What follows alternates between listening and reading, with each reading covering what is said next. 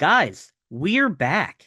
I know you're all waiting with bated breath on the return of the podcast. I had a busy few weeks, and here I am. All right.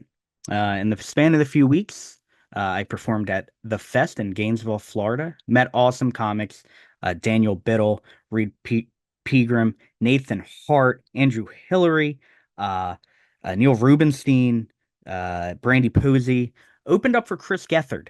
Um, cool times. If you don't know any of these people, check out who played at the Hippodrome Theater, at the Comedy Set and Fest. Go follow them all. They all deserve it. I joined an improv troupe, so that's a thing now, I guess. And yeah, the podcast took a spot on the back burner, and that's okay. It happens. But you know what? We're back, and we're gonna have a good time. And I'm stoked to introduce today's guest.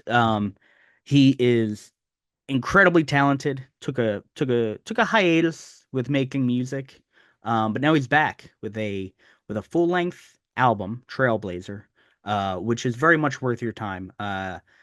It's poppy, it's a little punky, a little emo, a little electronic. It's a little all over the place. But you know what? I think music needs to have a fresh take every once in a while. And I think this guy is doing a hell of a job. So go add Trailblazer by Teen Goldie to a playlist on Spotify or something, um, and just let it play. And then let's check out the podcast after, huh? Help me out, guys. Let's get into it. Get into it, press play, don't quit. Feel the vibe, talk and listen live. Get into it, hit subscribe, don't sit. Join the crew, every week something new. Nostalgia. We're here with Matt Distefano. He makes a mix of pop, punk, and hip hop called Team Goldie. He lives in South Philly and works a day job for a giant company that funds his music career. Matt, how are you doing? Ryan, I am doing awesome because of that giant company that funds my music career and also the rest of my life and allows me to not have to stress too much about the normal stuff. But no, I'm doing great. I'm doing great. How are you? I'm good, man. That's good to hear. That's good to hear. Yeah, no, not stressing out is one of my favorite things to do. I never get to do it, but that's fun, man. That's good. Aspirational. That can be on next year's resolution. Yeah, I'm gonna make one of those what are they, dream charts or whatever. Vision The board. thing. Yeah, there you go. It's on my vision board. Not to stress anymore. Um, so you're in Team Goldie, which a lot of fun. That I love the music. Tell me, uh, as you're running on this platform, how do you plan to make emo great again? Yeah, right. I don't know. I think it's still pretty great a lot of the time. But no, I think it's kind of funny. We're just in this wave of where I think you and I are relatively similar ages, but we're in this wave where a lot of the things that we liked when we were at a very seminal age in our lives, a lot of the music, some of the fashion, for better or worse, Sure. is all sort of coming back around again. And it's just a really cool thing to see a lot of bands that, I played with when I was starting this project out a long time ago, still around or coming back and making really cool music. So I think my part in that is to hopefully also keep making really cool music. Sure. Yeah, so just make myself as great as possible. That's the goal. I love it. That's beautiful. Yeah, you started Team Goldie in 2005. And your first EP was Anniversary, if I'm Yeah. not mistaken. I'm curious because like how was that recorded? I think you recorded it in a bedroom, if I'm not mistaken. Yes. Yeah. So I started this, we'll call it band. I'm throwing up air quotes, uh, in 2004 when I was in college. It was sort of, when I was in high school and sort of beginning of college, always jammed with some really close friends. And then we were all in different places and wanted to keep making music and just kind of started doing this thing on my own, experimenting with recording and things like that. And that's sort of what it grew out of. Having come from Philly and seeing people like Adam and his package and seeing that you could just make music and play on your own, it was very inspirational and very, I don't know, made making music a really accessible and easy thing. So yeah, when I was in college, I started recording some songs with a friend of mine, Dave Rand, who lived in Ithaca, New York. And yeah, we recorded the that whole first EP in his bedroom. We did some of the vocals in one of my roommates' bedrooms at the time, and it was really fun. We did it over like 2 weekends. We did it in his parents' house. I remember sleeping there, and they had a guest bedroom, and the bed was in the center of the room. There was a bookshelf directly around it, so like no space in between, and the entire bookshelf was all books about chess. His family was very into chess, so that's like a core memory from that. And then also we played a lot of what's it called? Not Tetris Attack. Maybe Tetris Attack on Super Nintendo. He had a Super Nintendo with Okay, yeah. I think it was called Tetris Attack. It was a puzzle game. We played a ton of that the weekend when we were or weekends when we were recording it. I feel like that kind of makes sense, especially with I don't know how Anniversary is set up. Like, just the style of Anniversary is very like I don't want to say nerdcore, because that's not the right term, but like you definitely have those sections in there, like Sharpshooter, that song, like Yeah. uh just that kind of like fast-paced rapping, going along with like this, kind of synthy tune. I don't know. I think that EP is a lot of fun. It's a lot of fun. Thanks, And man. now, Yeah. yeah, of course. I think at the time I was like came from the pop punk world, love pop punk bands, love stuff like the Beastie Boys and all sorts of other hip hop stuff, and was like, oh, how can I make something that kind of crams this all into one really fun thing, and just sort of went with it. And I think I wanted it to sound different than it did. And I think the music I'm making now sounds like what I wanted that to sound like at the time, but I didn't have the Sure. skills or the resources to make it sound like that. So I think it kind of went naturally in that lo-fi. I guess I don't even know if they were calling it nerdcore at the time, but like the nerdcore kind of Sure. stuff by default, because I didn't have the ability to make it sound better than it ended up sounding ultimately. Sure. I mean, what did you guys record on? Was it like an 8 track, or like a laptop, or um Yeah, it was all digital. We okay. recorded it. We used a program called Reason that is still around Hmm. to do a lot of the drums and some of the synth stuff. Um, and then I don't remember honestly what recording software we used to track everything else. Yeah, we recorded like real guitars. People would always say they're like, "Oh, those guitars are like the synth guitars you use sound like kind of cool." I'm like, "Oh no, those are real guitars. We just had no fucking idea how to record anything." So it's sort of funny. There, you like hear these riffs that sound like a synth, but they're actual guitars. So that was a goal later on. It was like, let's make the guitars sound like guitars later. I love that. So now we're almost 20 years removed from that EP, your first EP, and what's uh what's the difference in how you write songs now as opposed to then, right? You have so much Yeah. more experience with it now, you know? Um Yeah, absolutely. So at the time I put out that EP, put out a few other EPs around then, was playing tons of shows, kind of touring a bunch, playing with a lot of really cool bands.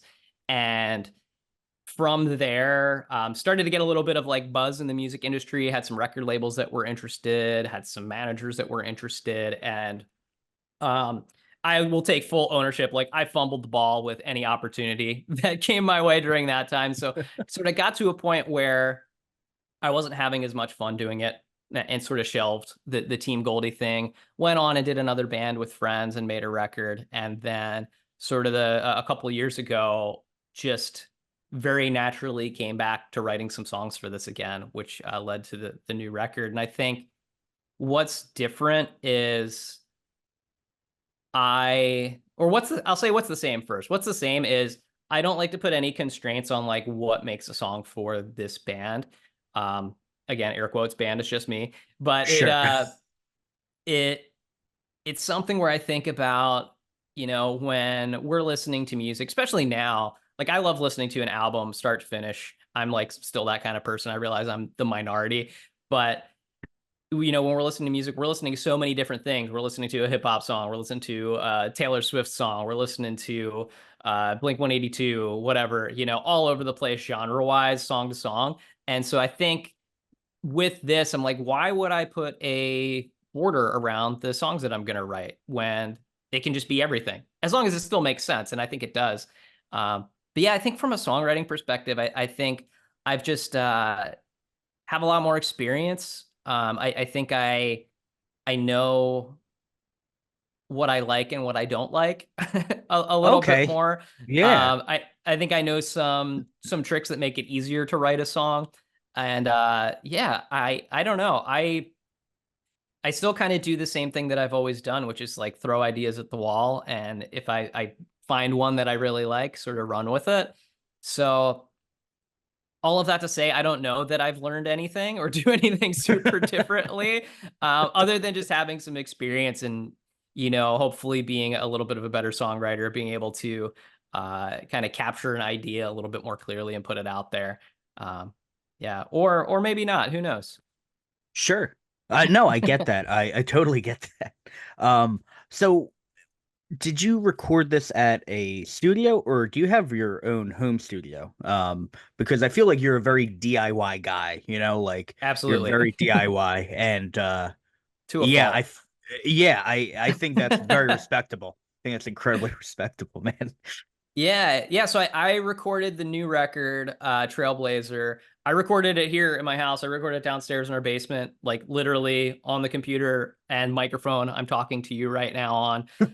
Is I recorded everything down there. I have my little like USB interface right next to me. Plug the guitar in there, plug the mic in there.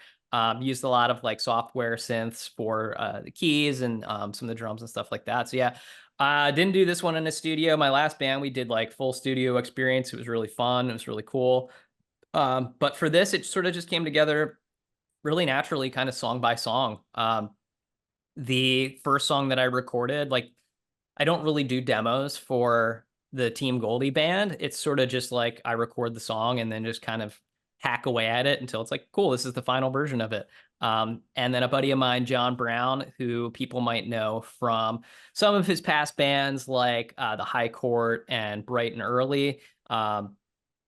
He mixed everything. He lives out in Lancaster, Pennsylvania, so I was just sending tracks to him.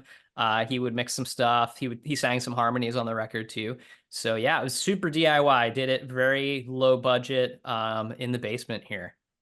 That's awesome. Have you always done more DIY stuff? It seems like you have. But I have no idea. Are you more of like are you more of like a, kind of fuck it, I'll do it myself kind of guy, or like, I got the money, I'll pay someone else to do it. I don't want to get my hands dirty. Yeah, so like we talked about, work a very corporate job, that takes care of me, which is very nice. But even so, I still have kind of like the broke mindset from when I started doing this, where I didn't have any money. Like that first EP, I didn't have any money to do it. My friend recorded it for free. I had like just enough money to press some CDs, which is what people were buying at the time. Um, Sure. and yeah, it was just very like seat of the pants, like work with friends who were also trying to do the thing, whether it was mixers, artists, teaching myself how to do a bunch of stuff. So learning how to record, learning how to do design work, learning how to edit videos, all of that was just like, I have no money, so I need to figure this out. And I think some of that, to a fault, I still do, because I still do everything on my own, from making all the video content, designing. Had a great friend, Bobby Griffiths. He goes by the name Gutter Magic on social. He did the album artwork, but I did like the layout of all of it, when I could have very Okay. easily just like paid him to do all of it. Sure, So yeah. yeah, yeah, very very DIY. I've definitely done some of the Team Goldie songs have recorded with different producers in studios, more so as like trying out some different things. People who were fans of what I was doing and were like, "Oh, let's try to work together, see if we'll make something work," and made some cool stuff. But Yeah, it's just I don't know, just the way I work, it's sometimes easier to do it yourself. I wish I could clone myself. That would make things way easier. Sure.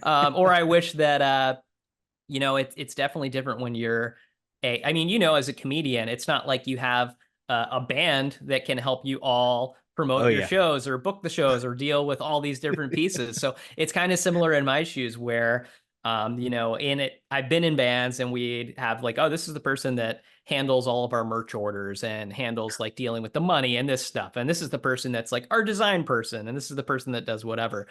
For this, I kind of have to be all things. So yeah, absolutely still very, very DIY. I'm happy to not be DIY if somebody wants to step in and help out. But yeah, right now kind of doing it all. I love it. I think you just have the vision. You're also a madman. I love it, man. All right. So you picked your favorite the album that got you into music was Weezer by Weezer. We'll let the audience decide which one. No, no, it's the Yeah. Blue album. Um, Yes. and you said it's a flawless pop album. It's nerdy and pop and kind of punk. It's simple and it's complex, and it's one of your first favorite albums. Yeah. Good. I gotta be honest. I did not expect Weezer. Oh, okay. Like Yeah. yeah, but I kind of get it. I do. I was curious. Like, how did it inspire you to make your like eclectic mix of music? You know, because as I said, like you combine, I mean, you've said it as well, like you combine all these elements to make what is Team Goldie. And I feel like Weezer, you're right, it is simple. Yeah. Like why? I'm just curious. I don't. Yeah, I think so. Weezer is like my absolute favorite band. I know a lot of folks stopped after the second or third album with them, but I'm still diehard. Like every album of theirs, I find something good in. And there are some like really great later Weezer albums too. But the first one just really hit me at the perfect time. I was just kind of entering junior high when it came out, and I feel like for a lot of people, that's the time where you start to kind of discover some things on your own. At the time, on the radio, MTV is where kind of Weezer came up at first for me. So seeing like the Buddy Holly video, hearing the Sweater Song, which was this kind of just sort of super goofy, almost like borderline novelty song that hit just at the right time. I was the right time, right age to be like, oh, this is funny. This is cool. And then seeing the Buddy Holly video and be like, this band's funny. These songs are really catchy. And just having it just hit right there. I remember at the time, I maybe had, 10 CDs or something like that. And it was, Weezer, it was Green Day Dookie, it was Offspring Smash. It was the time of getting into like through friends at school, learning about bands like Rancid and all this other stuff. So I think this one just really hit at the perfect time and it really stuck with me. As I've grown older, like I still really appreciate the songwriting. I think Rivers Cuomo is kind of a mad genius. Okay. Sometimes more genius, sometimes more mad, depending on the record you're listening to. But Sure. yeah, I think as it ties into what I do with Team Goldie, I think definitely other bands. I play in a band called Cassettes that's kind of on pause right now, and listening to that band, you'd be like, oh, absolutely, all these guys love Weezer. This makes complete sense. It's less of a direct line for Team Goldie, but I think just kind of one thing with Weezer over time, not necessarily on the Blue album, but over time, for better or worse, they're not afraid to do different things, and a lot of the times the results are very mixed. To Sure. to put it nicely. So I think that's kind of the same thing. Is like Weezer puts out a few years ago like a very hair metal inspired album, and then they also put out an album that's all strings and orchestra, and they do a song with Lil Wayne for some reason, and all these different off the wall things. So I think that's maybe somewhere where it ties in is like at the heart of what I do is pop music and like guitar based pop music. Um, So sometimes it's a little faster, sometimes it's, a little more in one direction or the other, but yeah, just really strong guitar-based pop songs have always been my favorite thing, and I think that's sort of like what I try to do in some of the stuff that I do. That's a very Okay. long-winded way of trying to tie it Yeah. together. No, I mean I get it. I get it. I think you're right. And I gotta be honest, I never really thought of Weezer that way, but you're right. I mean, I remember they did that cover album, I think, and Oh yeah, they the Teal they did album. it. Yeah, and they did a cover of I think it was Ozzy or Black Sabbath. It was Sabbath. Oh yeah, yeah, Paranoid. Paranoid. Yeah. Yep. And I remember hearing that and being like, "Oh, did someone remaster Paranoid by Black Sabbath?" Like it blew me away that was Weezer. I was like, "Get the fuck Yeah. out of here. That's amazing." Rivers is Yeah, a no. shredder, man. He came from like Yeah. he had a hair metal band before he started Weezer. Oh, I He's didn't know like that. yo, yeah, yeah. I think the band was called Avant Garde. But yeah, he's like a ripper, dude. He can play. Well, yeah, he's like the lead in Weezer, right? Like if I'm not mistaken, he does all the hard shit, and then the other guitarist just has a smile on his face, doing That's like, actually a good description. Yeah, yeah, he plays most of the leads.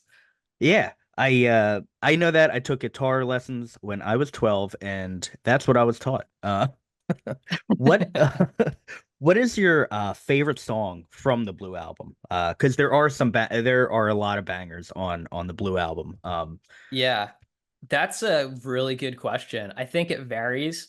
I'll answer it in a different way. My favorite song, or what I said my favorite song was when I was in junior high, a friend of mine reminded me of this. We had, it was like once a month, the last period of the day, you'd go and just, it was almost like a study hall type vibe, but it was like almost like icebreaker activity kind of stuff for like kids to hang out and have fun.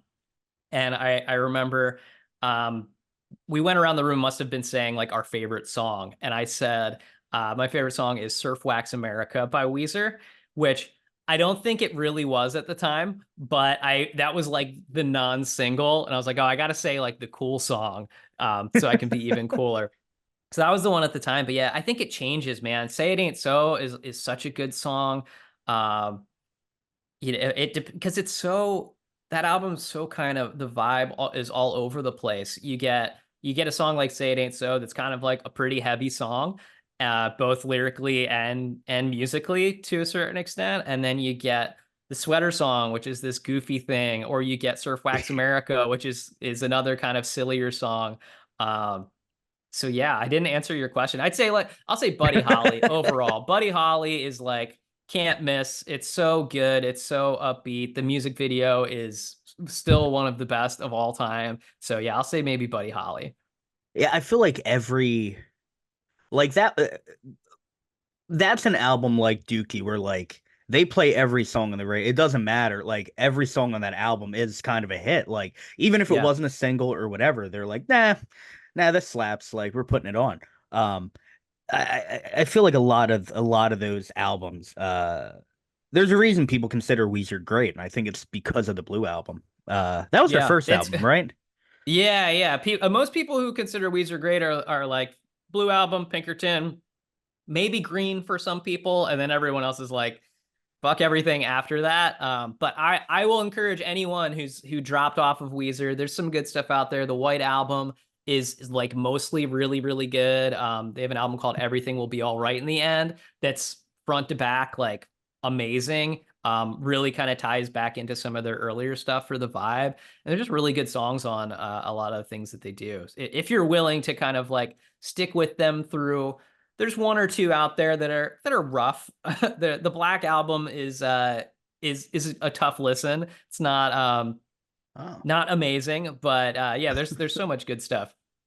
Now, do you think Weezer is your favorite band? Because Oh this yeah, is really yeah, yeah, oh they're your absolutely, go-to. Wow. yeah. That's So okay. I think like the my Weezer journey was like I said, getting into them very early in junior high. When Pinkerton came out, I kind of, I was still young. I don't really remember it coming. I kind of remember hearing some of the songs, but it was such a flop that it wasn't like this thing that caught in on. You were kind of listening to what all the other kids in school were listening to. And by the time that came out, I think ska was starting to get big too. So it was like, oh, we're listening to Less Than Jake and Real Big Fish and stuff like that. Uh, but yeah, I didn't. I kind of came back around when the Green album came out because they were like, it was like, oh, Weezer's over, they're done, and it was like, oh wait, no, they're back. They have this new thing, and they Hash Pipe was the first single, which was this super weird song, this kind of very minor riff and the falsetto, and that sort of got me back in excited about the band again, where I then got into Pinkerton, and then I was like on their website down. They used to post a bunch of like demos for some of their albums when they were making Maladroit. I was like downloading all the demos, digging up all the B-sides, and just sort of became super into them at that point. And yeah, have just been kind of on board ever since. Ride or die. Wow. Yeah, I if and correct me if I'm wrong, but is Pinkerton the album that like Pitchfork went back and was like, no, it's flawless after they gave it like a 4, back when they I feel like someone did that and people are like, why would you go back and do that? And maybe I'm wrong. Maybe I'm 100% wrong about it, No, but no, you're right. I think the vibe of Pinkerton, I don't know if it was Pitchfork specifically, but sure. it was, kind of critically and commercially a flop when it came out. It was, the Blue Album is just this very straight ahead, almost like Rick Ocasek from the Cars produced it, and so it has a lot of that kind of Cars very straightforward kind of pop song, like guitar based pop song vibe, where Pinkerton, they got like a little weirder, a little noisier. Um, Sure. and yeah, people didn't like it when it came out. And then it just had this kind of critical reappraisal like later on, especially through uh, kind of like late 90s, early 2000s emo bands referencing it as this touch point. And it's then become this thing that people reflect on as like, oh yeah, this is Weezer's masterpiece. Where at the time, like I love the album now. At the time, I don't even know that I heard it when it came out, other than the singles, just because it was not anything anyone was talking about. Sure. Uh that's just so interesting. That's why, I review music for New Noise. So like Yeah. I don't and I always have this conversation with people where like I I've reviewed some bad albums, but I'll never be like don't listen, this is a pile of dog shit. Like I think that's so out of order. Like I don't know. I find a lot of reviewers to just be upset that they can't make the music, and so they act as like a god of like, what is good and what is not. I hate that. uh Yeah. just because I don't understand something or I don't like something, which is more than likely me not understanding it. I don't know. I just don't. I hate that like just visceral response of like, no, this is shit. Don't listen to it. I don't know, man. Give it a chance. We have different tastes. Uh, so yeah, I Yeah. just I just find that very interesting. Um, uh, yeah, I don't know. No, I Uh, think I think at the end of the day with that too, like I used when I was in college, I used to write for a music website that no longer exists, and write for like the college paper and stuff. I'd write music reviews, and when you're at that age, you're like, there's the little bit of like asshole where you're like, oh, this band sucks, so I'm gonna sure, like write something shitty about them or whatever. But I think unless you're this huge music outlet, unless you're like Rolling Stone, it's not your obligation to review every album. So like if you hear something and you're like, oh yeah, maybe this isn't for me, like maybe I don't write anything about it. a hundred Maybe percent, like, the old if you don't have anything nice to say, don't say anything at all or whatever. Or finding the positive in some things. I think that's always important too. 100%. So from Weezer's Blue album, what have you kind of pulled from it in your own writing, throughout throughout your music career? Like where can you be like, oh, like Sweater Song really inspired like this riff or this lyric or something like that. Or Yeah. has that happened? I think so, yes. I think one thing that maybe I pulled from that album is it's like one of the first bands I remember listening to, other than like Weird Al, where there was some humor in the music. Like Weezer's not a joke band, but there's some humor in it. So I mean, that's something that I have always tried to pull into music that I write is sort of like the humor, the cleverness, that kind of thing. The simplicity of the songs is something that I have always tried to do too, and try to do like, all those songs are great. If you can strip down a song to your voice and the guitar and it's still awesome, then that's always a really good sign. And then you can add the bells and whistles. So that's kind of something I pulled from it too, is um, trying to write like simple songs that are great. And then there's one other thing too that I've done with guitar solos, which is a Rivers Cuomo thing that I didn't realize that he did, but learned later that he did. So he kind of like sings the guitar solos to write them. So he'll be like listening to Oh. a piece of music and like sing a melody along to it, and then that's how he writes the guitar solo, which is something that I do too. And so I think that was something that I pulled from it. But yeah, I think more so just kind of like finding the places where you can be simple in the music and still be really effective, and then also injecting some humor where you can. Love it. Matt, do you have anything to plug? I know your album Trailblazer has been out now. We It's definitely out, didn't man. record it a few we didn't record it a few days before it was released. What No, absolutely not. uh yeah, so your new album's out, Trailblazer. Anything else you want to plug? Any shows coming up? Anything? Yeah, yeah. So Trailblazer is out. It's shot right to #1 on Billboard. Very unexpected, but it happened. So really excited about that. Um, no, so yeah, the album Trailblazer, like that's the big thing. I'm really excited about it. I had a lot of fun making it. I think for this band, again, throwing up the air quotes, this is kind of what I always wanted it to sound like and just didn't have the ability to do it. And I think it's just a really fun mix of pop punk and hip hop and pop music. I think people who like all sorts of different stuff in the emo and punk genres will really dig it. It's I sent it to a friend of mine. I'll say friend. I'll say acquaintance, but I'll say friend too. More of an acquaintance, but we'll say friend, who used to write for the website absolutepunk.net, which you and some of your listeners may remember.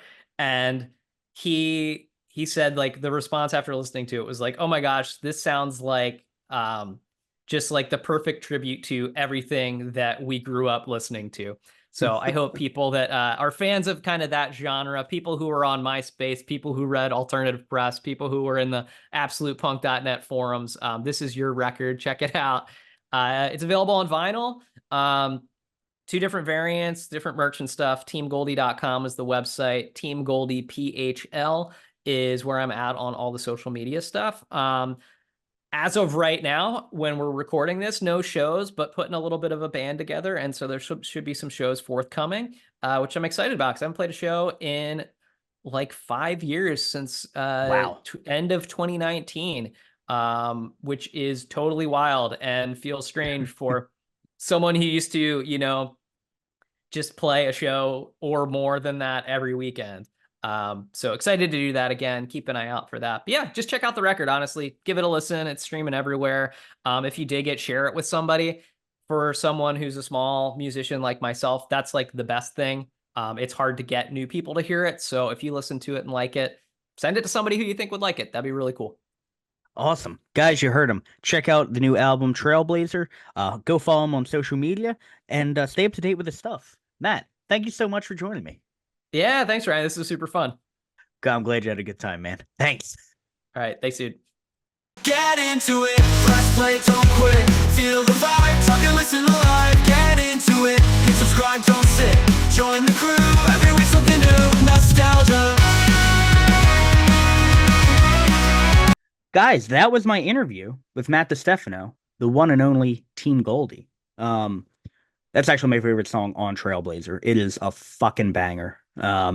It's metaphor after metaphor or similes or whatever it is. I'm an English major. I should know this, and I don't. So here we are. Um, But I really like the album, and I really want that guy to get more plays, more likes, all that stuff, because he deserves it. He really does. So please go check that out. Go run up the streams for him on all of his stuff. I think all of his stuff is really good.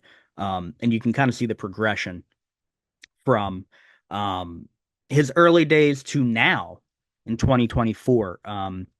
It's just fantastic. Um, with that, I have a few shows coming up to the 30 people who may listen to this, the 30 subscribers I have. I have one.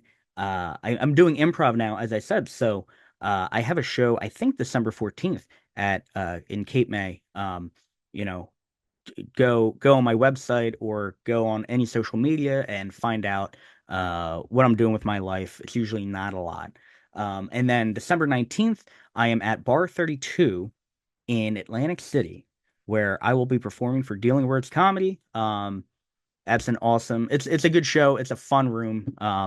And I would love to get more people out there. So, if you can stop by, let's have a few drinks. Let's have a good time, you know? Um, and honestly, with that, guys, that's been the episode.